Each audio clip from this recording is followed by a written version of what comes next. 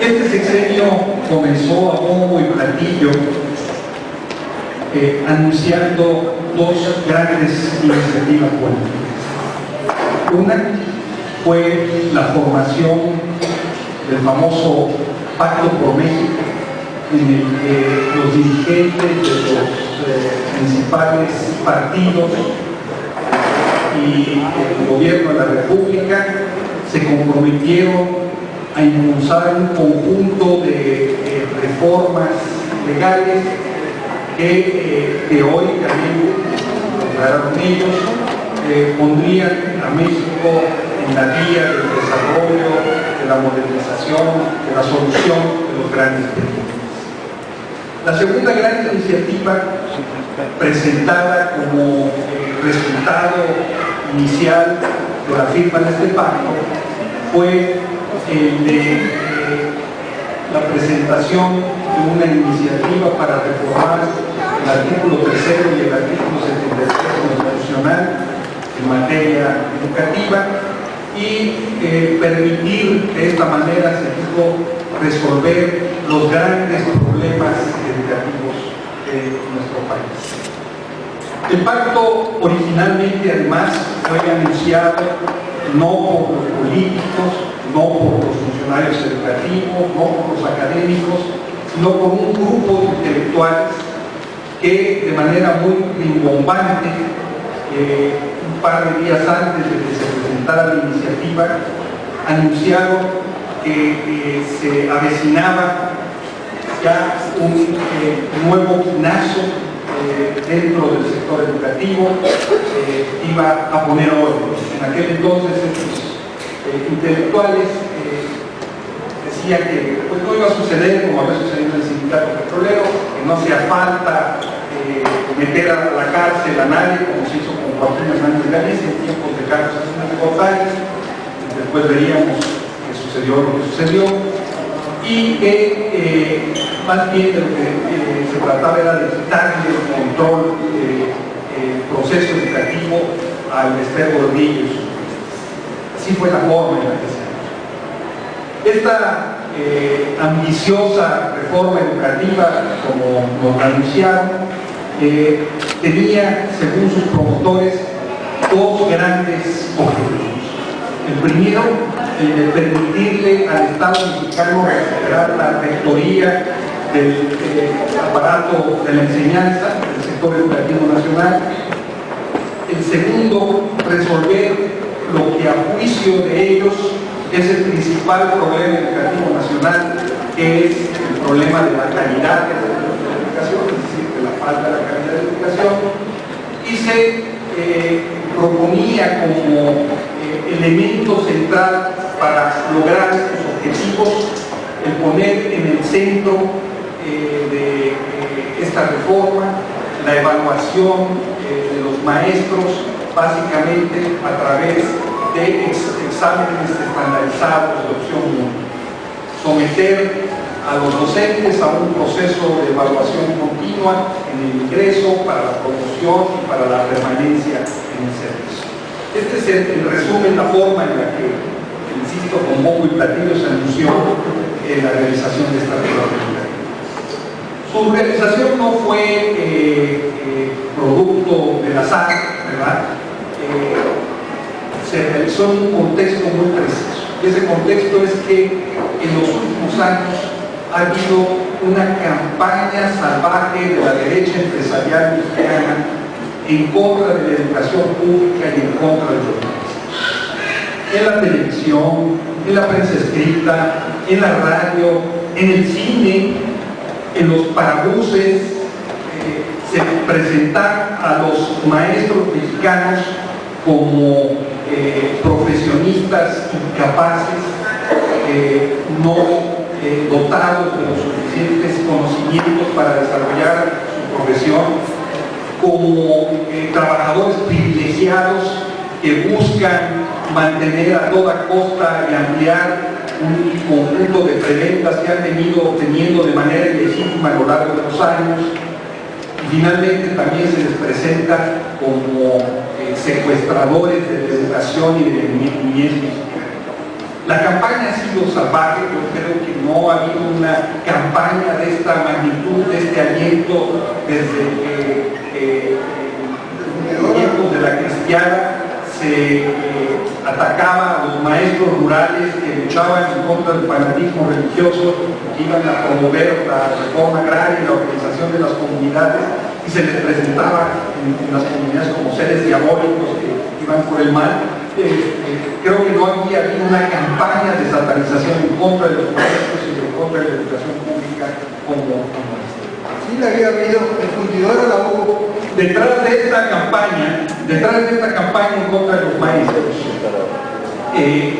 está una organización empresarial de nombre Mexicanos Primero, que se presenta ante la opinión pública como si fuera una organización ciudadana preocupada por los problemas de la educación. El presidente hoy de esta asociación es un personaje de nombre Claudio X González, hijo de uno de los empresarios más influyentes de nuestro país, uno de los organizadores de la campaña en contra de Andrés Manuel López Obrador desde 2005-2006, mayor rabia, Claudio X González, hijo, durante mucho tiempo presidente de la Fundación Cultural Televisa, ¿no?, la verdadera Secretaría de Educación Pública de este país, ¿no?, con programas como el de Chespirito. Hago una digresión, acaba de salir hace apenas un par de días un desplegado, una gran cantidad de organizaciones diciendo que hay que poner en orden a los maestros, y ese desplegado está firmado prominentemente por organizaciones como la Fundación Chespirito, no es broma, es absolutamente en serio, Alcohólicos Anónimos, la Coparmex, etc.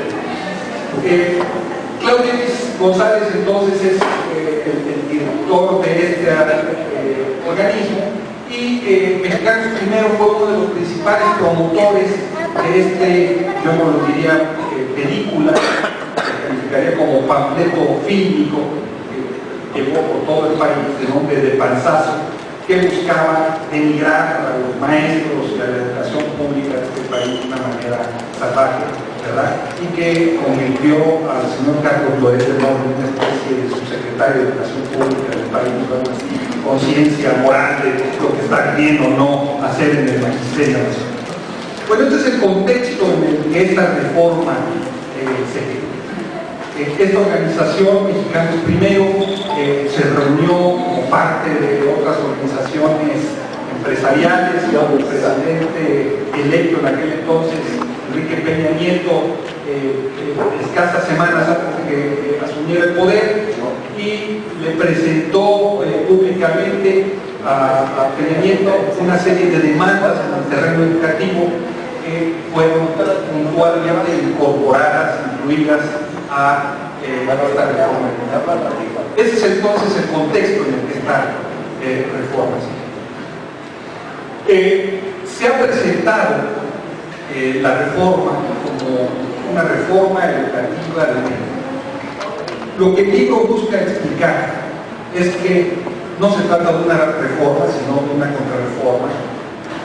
No es educativa, es básicamente una reforma laboral y administrativa, y no es de Peña Nieto, porque realmente quien está detrás de esta campaña, de estas transformaciones legales, son organismos como la Organización para la Cooperación y el Desarrollo Económico, y de manera adyacente organismos como Mexicanos Primero, en este conjunto de blogs de intereses empresariales. ¿Por qué digo que no es una reforma, sino una contrarreforma? Pues básicamente por una idea muy sencilla, y es que cuando hablamos de reforma generalmente entendemos una modificación de las leyes que amplía el marco de los derechos, sean individuales, sociales o colectivos. Y aquí estamos frente a lo contrario, aquí estamos ante una reducción de los derechos de los trabajadores de la educación, y estamos ante una medida que le abre la puerta al proceso de privatización de la enseñanza. Por eso digo, no es una reforma, es una contrarreforma similar a la que en tiempos de Salinas de Gortari se vivió con el artículo 27 constitucional, que privatizó el ejido, le abrió al mercado las puertas para entrar a lo que era la propiedad social. No es una reforma educativa, porque no trata los problemas centrales de la educación de este país. Señalo dos grandes problemas, ninguno de ellos lo aborda esta contrarreforma: el problema del rezago educativo nacional y el problema de la desigualdad o la falta de equidad en la educación. Cuando hablamos del problema del rezago, estamos hablando de que 4 de cada 10 mexicanos no han terminado su educación básica en el país, y no hay programas para que así se haga. Estamos hablando de que hay más de 7 millones de compatriotas en una situación de analfabetismo, y muchos más en una situación de analfabetismo funcional, sin que en esta iniciativa haya ninguna propuesta de fondo para abatir el problema del analfabetismo. Cuando países como Perú o Venezuela, con mucho menores recursos, han sido declarados por la UNESCO como países libres de analfabetismo. Pues aquí no. Entonces no hay una sola palabra en esta contrarreforma de cómo enfrentar el problema del rezago educativo. Y segundo, el problema de la falta de equidad en la educación. Poco más de las 2/5 partes de las escuelas de nuestro país, de las escuelas de educación básica, son escuelas donde un maestro en una misma aula tiene que enseñar primero, segundo o tercer grado de manera simultánea, o cuarto, quinto y sexto. Son escuelas que no cuentan con